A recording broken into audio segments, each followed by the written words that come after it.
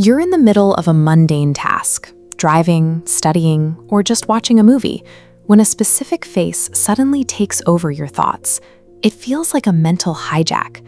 Despite your intention to stay focused on the present, an old conversation or a specific moment pulls you away with a force that feels impossible to ignore.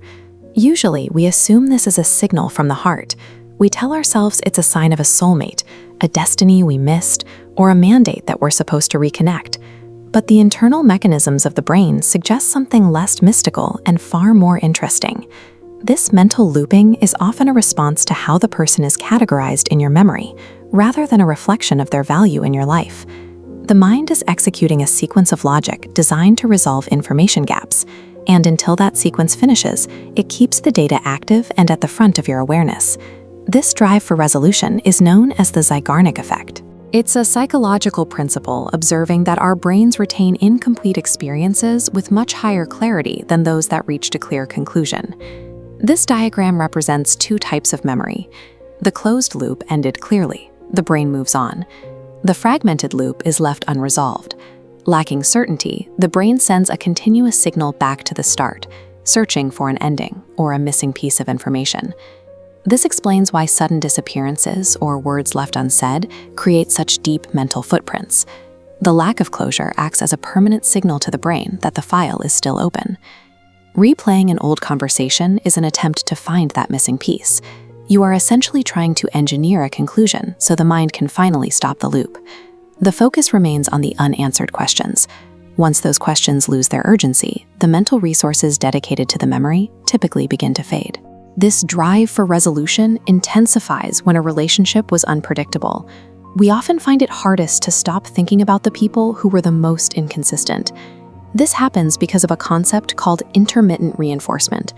When a reward, like attention or affection, is given at random intervals, the drive to seek it becomes much stronger than if it were consistent.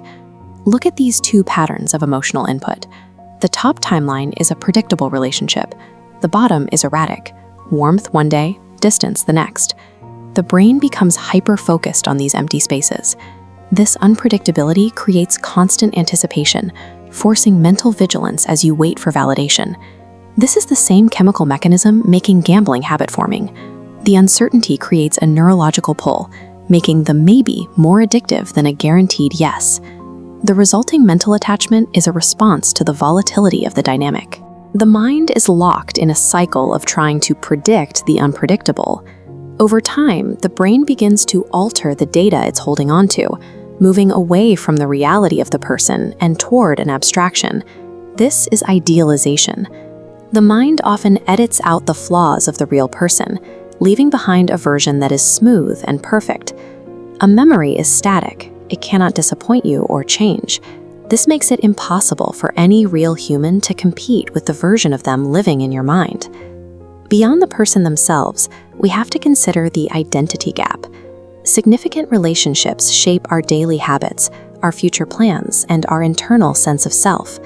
When the relationship ends, the brain struggles to navigate a world where those habits and plans no longer exist. The silence they leave behind is also the absence of the version of yourself that existed with them. The pain of these persistent thoughts often stems from this dual loss, the person who is gone and the future you had already begun to build around them. Reclaiming your focus starts with recognizing that thoughts are simply mental events. The intensity of a feeling is a measure of emotional charge, not a command to change your life. Healing is the process of reducing that charge. The memory stays in the records, but it eventually loses its power to disrupt your present. It becomes a data point rather than an experience you have to relive. This shift happens faster when you stop waiting for the other person to provide an ending. You can choose to close the file yourself by accepting that the lack of an answer is in itself an answer.